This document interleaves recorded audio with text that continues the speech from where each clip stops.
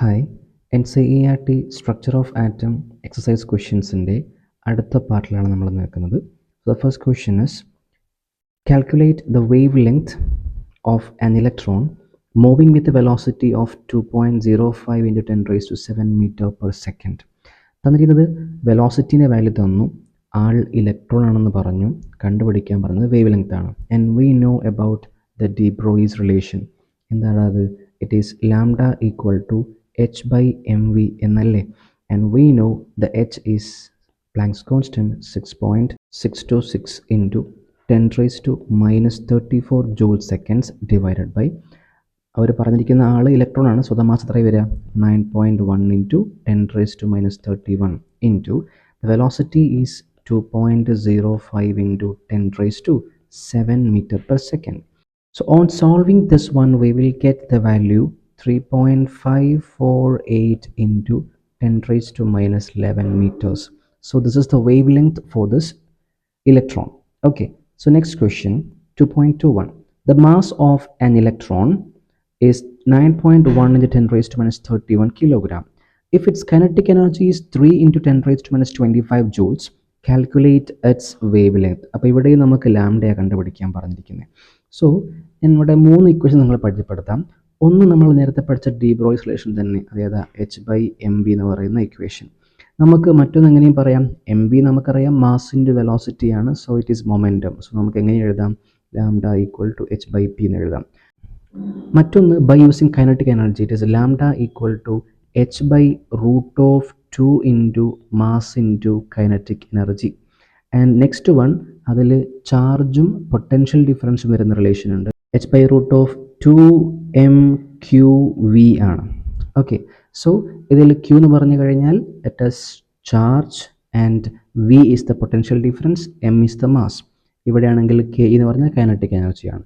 So ഈ 4 ഇക്വേഷൻസും നിങ്ങൾ പഠിച്ചു വെക്കണം. 4 സംബന്ധമായിട്ടുള്ള ക്വസ്റ്റ്യൻസ് നമുക്ക് വരുവാണെങ്കിൽ ചെയ്യണം. ഓക്കെ, സോ ഇവിടുത്തെ കേസിൽ തന്നിരിക്കുന്നത് കൈനറ്റിക് എനർജിയാണ്, കാണാൻ പറഞ്ഞത് ലാംഡയാണ്. So we have to use this equation definitely.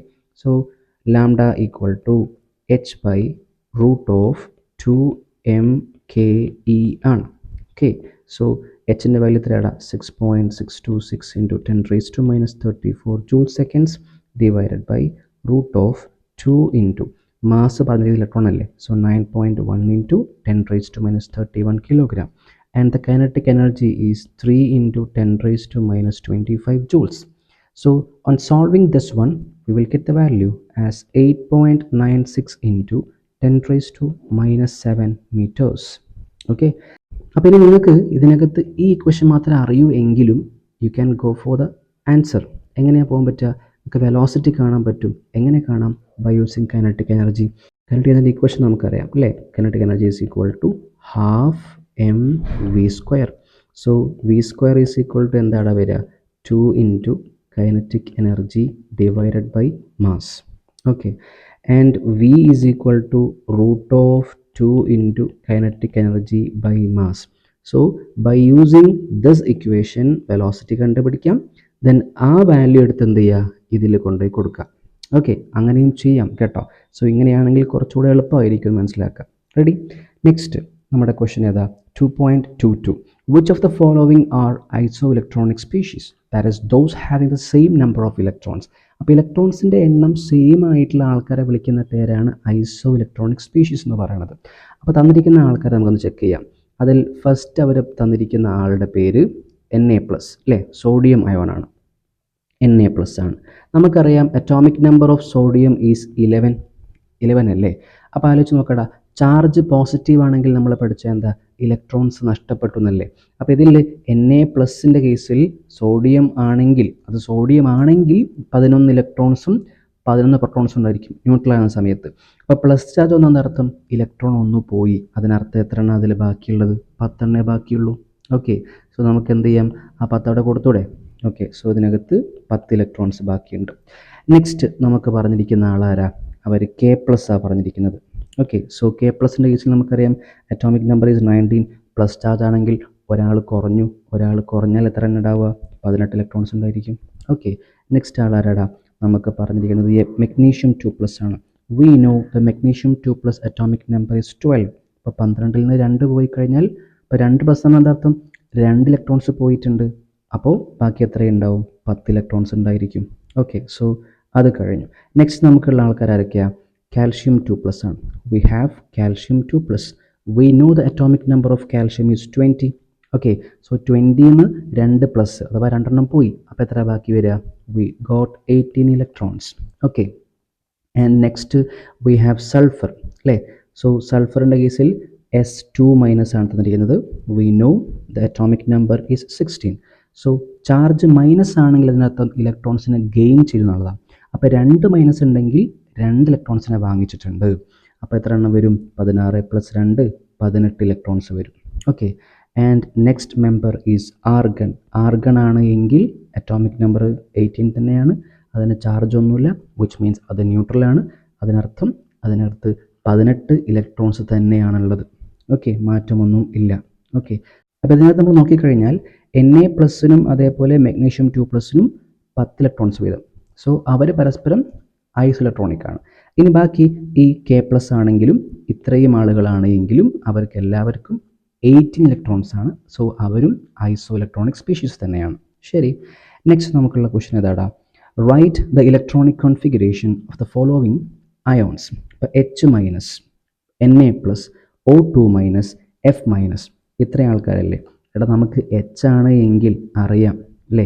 H ആണ് എങ്കിൽ ഹൈഡ്രജൻ ആണെങ്കിൽ നമുക്കറിയാം 1 ആണ്. സോ നമ്മൾ എന്താ കൊടുക്കാറുള്ളത്? 1s1 ആണ് കൊടുക്കുക. അപ്പോൾ ഇവിടുത്തെ കേസിൽ അവിടെ ചാർജ് കാണിച്ചിട്ടുണ്ട് അല്ലേ? സോ അത് മൈനസ് ചാർജ് ആണ്. മൈനസ് ചാർജ് ഉണ്ടെങ്കിൽ എന്താ സംഭവിക്കുക? 1 ഇലക്ട്രോൺ എക്സ്ട്രാ വരും. 1s1ലേക്ക് ഒന്നുകൂടെ വന്നു കഴിഞ്ഞാൽ നമുക്കറിയാം the number of electron will become 2. Okay, so we can right what we can right? V can right as 1s2. അടുത്ത നമ്മുടെ മെമ്പർ എന്ന് പറഞ്ഞു കഴിഞ്ഞാൽ ഇറ്റ് ഈസ് സോഡിയം ആണ് അല്ലേ? സോഡിയത്തിന് യൂഷ്വലി നമ്മൾ സോഡിയം ആണെങ്കിൽ നമ്മൾ എന്താ ചെയ്യുക? 1s2, 2s2, 2p6, 3s1 അല്ലേ? അവർ തന്ന ക്വസ്റ്റിനകത്ത് Na+, which means 1 electron is lost. ഒന്ന് പോയിട്ടുണ്ട്. അപ്പോൾ അതിനർത്ഥം എവിടെ നിന്നാണ് പോവുക? 3s1 എന്ന് പോവും. അപ്പോൾ നമുക്ക് എന്ത് ചെയ്യണം? അയാൾ ഒഴിവാക്കണം. അയാൾ ഒഴിവാക്കിയാൽ എത്ര ആയി ബാക്കി വരാം? 10 വരും. സോ ഇവിടെ എന്ത് ചെയ്യണം? പ്ലസ് ചാർജ് കാണിക്കണം. ശരി, ഓക്കെ. നെക്സ്റ്റ് നമ്മുടെ മെമ്പർ ആരാടാ? It is O2-. സോ ഓക്സിജൻ്റെ കേസിൽ നമുക്ക് സിമ്പിളായിട്ട് ചെയ്യാൻ വേണ്ടി പറ്റും. Oxygen O2-. അത് 8 ആണ്.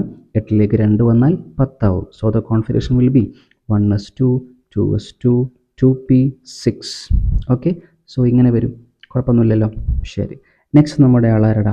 F- ആണ്. So in case of F-, the atomic number is 9 and we can write it as 1s2, 2s2, 2p6. Okay, that's all. So first question നമ്മൾ കംപ്ലീറ്റ് ചെയ്തു. ഇനി നമുക്ക് നെക്സ്റ്റ് ക്വസ്റ്റ്യനിലേക്ക് പോവാം. The next question is what are the atomic numbers of elements whose outermost electrons are represented by 3s1. So the first question അവർ പറഞ്ഞത് എൻഡിൽ നിൽക്കുന്നത് 3s1 ആണ്. അപ്പോൾ നമുക്ക് അതിന് മുമ്പ് ഒന്ന് ഫില്ല് ചെയ്തേക്കാം അല്ലേ? So 1s2, 2s2, 2p6, 3s1 അല്ലേ? ഇത് സംഭവം നമുക്കറിയാം സോഡിയമാണ്. ഇത് മൊത്തം നമുക്കൊന്ന് കൂട്ടിയാൽ പോരെ? എത്ര കിട്ടുക? 2, 2, 6, 1 അല്ലേ? അപ്പോൾ എത്ര വരിക? 11 എണ്ണം വരും. അത് സോഡിയമാണ്. സോ അപ്പോൾ നമുക്ക് അറ്റോമിക് നമ്പർ എത്ര വരിക? It is 11. ഓക്കെ, നമുക്ക് എന്ത് എഴുതാം? 11 എന്ന് എഴുതാം. Atomic number is 11. അത് ആളാരാണ്? സോഡിയമാണ് കേട്ടോ. It is sodium. നെക്സ്റ്റ് നമ്മുടെ ക്വസ്റ്റ്യൻ നമ്പർ ബിയിലേക്ക് പോവാം. അത് പറഞ്ഞത് 2p3 ആണ് എൻഡിങ്. അപ്പോൾ നമുക്കൊന്ന് എഴുതി നോക്കാം അല്ലേ? 1s2, then 2s2, 2p3. Okay, അപ്പോൾ 2p3 ആണ് എങ്കിൽ നമുക്ക് നേരെ ഒന്ന് കൗണ്ട് ചെയ്ത് നോക്കാം. അപ്പോൾ എത്ര വരാൻ നോക്കാം അല്ലേ? So it is 2 + 2, 4, 4 + 3, 7. 7 എന്ന് പറഞ്ഞു കഴിഞ്ഞാൽ ആരാ വരിക? It is nitrogen. നമുക്കറിയാം നൈട്രജൻ ആണെന്നുള്ളത്. നെക്സ്റ്റ് ആരാടാ? Question number C. അവർ പറഞ്ഞത് 3p5 ആണ്. നമുക്ക് എഴുതി നോക്കാം. 1s2, 2s2, 2p6, 3s2, 3p5. അപ്പോൾ ഇത് മൊത്തം കൂട്ടിക്കഴിഞ്ഞാൽ we will get 17. 17 കിട്ടും നമുക്ക് അല്ലേ? സോ 17 എന്ന് പറഞ്ഞു കഴിഞ്ഞാൽ അതാരാ? It is chlorine. ഓക്കെ, അപ്പോൾ സിമ്പിളായിട്ടുള്ള ക്വസ്റ്റ്യൻസ് ആണ് ഇതെല്ലാം. പെട്ടെന്ന് നമുക്ക് ചെയ്ത് കംപ്ലീറ്റ് ചെയ്യാൻ വേണ്ടി പറ്റും. റെഡി? സോ നമുക്ക് നെക്സ്റ്റ് ക്വസ്റ്റ്യനിലേക്ക് പോവാം. Which atoms are indicated by the following configurations? താഴെ പറഞ്ഞിരിക്കുന്ന കോൺഫിഗറേഷൻ വെച്ചുകൊണ്ട് അവരുദ്ദേശിച്ചിരിക്കുന്ന ആളുകൾ ആരൊക്കെയാണെന്ന് ഉദ്ദേശിക്കുന്നത് അല്ലേ? സോ നമ്മൾക്ക് ഫസ്റ്റ് അവർ പറഞ്ഞിരിക്കുന്നത് the use noble gas configuration ആണ്. സോ എ ക്വസ്റ്റ്യൻ നമുക്കുള്ളത് എന്താ? ഹീലിയം കോൺഫിഗറേഷൻ ഉണ്ട്, അതിൻ്റെ കൂടെ 2s1. എടാ ഹീലിയം എന്ന് പറഞ്ഞാൽ എന്താ? ഹീലിയം എന്ന് പറഞ്ഞു കഴിഞ്ഞാൽ ഇറ്റ് ഈസ് 1s2. അതിനകത്ത് എന്താ?